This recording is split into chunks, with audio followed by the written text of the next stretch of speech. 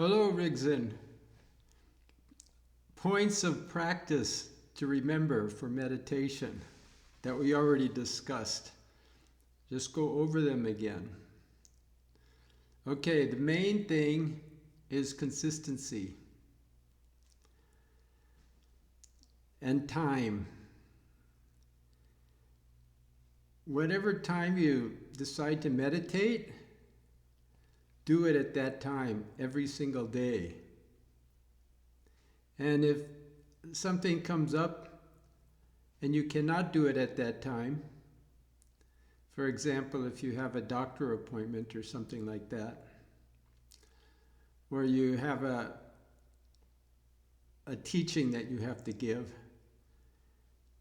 and you can't meditate at your regular time, then you should reschedule so you can do 2 meditations in one day for that. Make it up. And the other thing is, try and meditate the same amount of time and not too much. It should be that you're comfortable.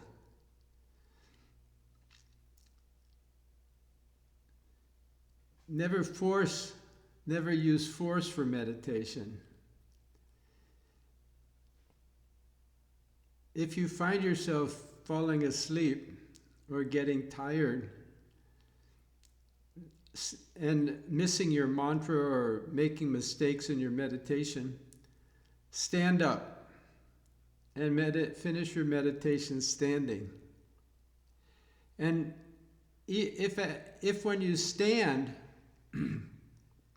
the meditation isn't going well, even then quit altogether and do something completely different that doesn't have anything to do with meditation. Maybe clean your room, work on your plants, help somebody, maybe wash your father's clothes or wash your own clothes, clean the toilets, and get your mind off of the meditation.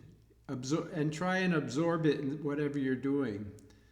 In other words, just as we want to be interested in our meditation and have our mind engaged in meditation, when we're not meditating, even a very simple task like washing our clothes, we should be able to absorb ourselves into. And it should be very interesting. In the past, I've watched you cleaning your room and stuff. And it made me very happy because I saw that you could really get interested in cleaning your room. And that's a very good sign, because most people don't get interested in that. They want it to be over with as quickly as possible. But I noticed that when you clean your room, you do a very good job. And you're interested in it, just like you're interested in studying the books and meditation. So that's very good, and continue that. So when the meditation doesn't go well, try and do something else and get your mind off the form. It's just a form. Meditation is just a form. It's really no different than cleaning the toilet. It's just a different approach. So other thing is,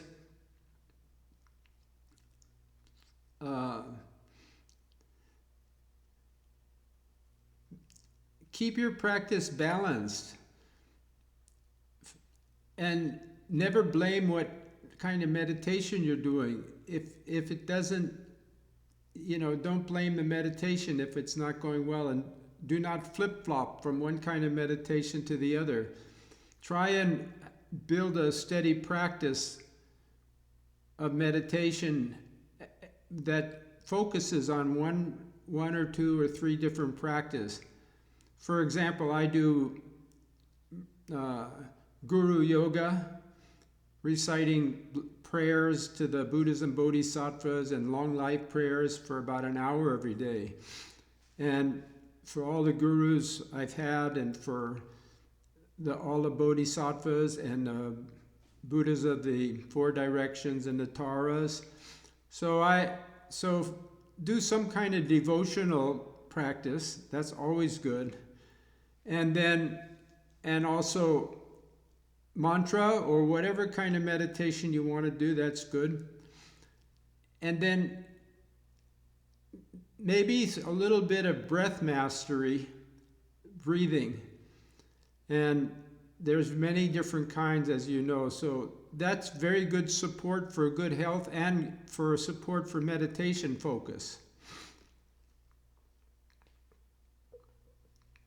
Diet. Every day drink lots of water.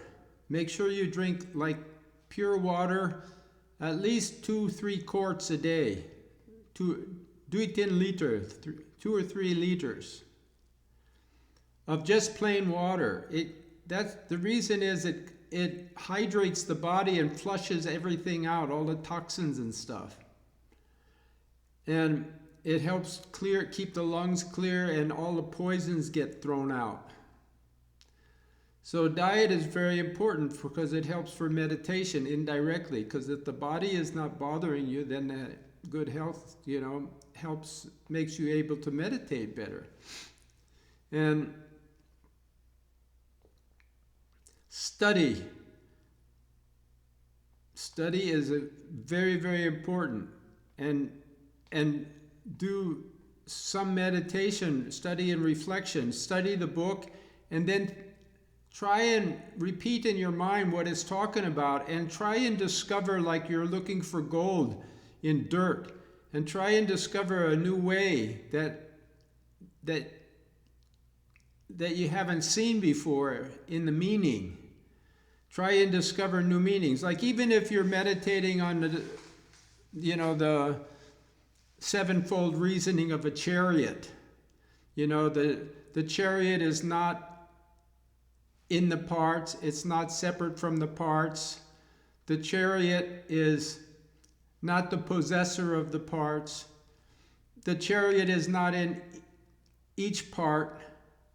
The chariot is not the assembly of parts, the configuration, all the pieces put together perfectly. And also the chariot isn't all the pieces just thrown on the ground and you cannot even know which part is which one goes where, all on the ground scattered. So the chariot is not the shape of the parts. And so this sevenfold reasoning, try and not just that, but the 12 conditioned links. Try and see it in a new way that's new to you, that you discover, like some new angle of seeing it. And do that with all your studies. In other words, penetrate more deeply what you're reading and try and see a new way that you haven't seen before in everything you read. And make sure you read and study very deeply. That's very important. And the food you eat, of course, we've talked about many times, so you know my views on that. So everybody is different, so you have to discover what diet is right for you. But in general, keeping your weight light and keeping your body flexible and light is good. It's not necessary all the time, but it's generally good. And of course you do a lot of exercise. That's very good. And as far as life goes, avoid all hankerings.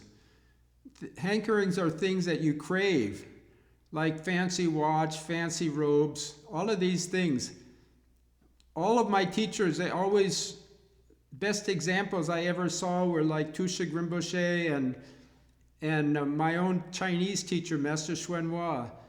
They never had anything fancy that they wore, they just never did, you don't need fancy.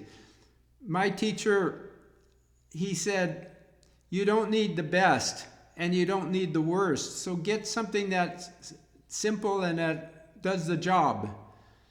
it doesn't, everything is like that. When you buy a car, you don't have to have best one, but you don't have to have worst one either. You know, when you buy cloth for a robe, don't have to be best, don't have to be worst, middle way. And watches and all of this thing too, middle way. Cell phone, don't have to be fancy and doesn't have to be bad one either, middle way. So this is very important because it doesn't seem important, but if you look at your mind in meditation, you can see that underneath the surface, you're craving different things. You know, you might be craving certain foods. You might be craving certain drink. You might be craving certain color robe or certain handbag or certain watch and stuff.